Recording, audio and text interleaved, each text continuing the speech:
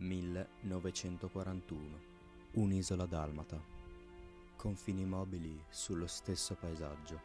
Un popolo dalle molte lingue. Austriaci o italiani, li ho serviti tutti senza cambiare, ma per tutta la vita mi è stato detto che potevo essere una cosa sola. Ma con una storia come la nostra, com'è possibile questo?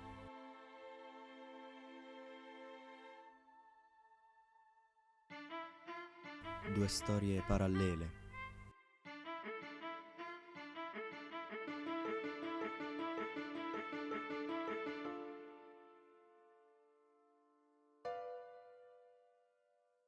Guerre diverse, due amori possibili spezzati dal fronte.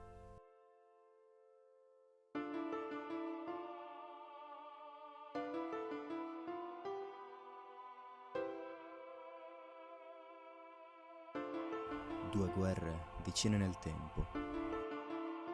Stessa gente, divise diverse.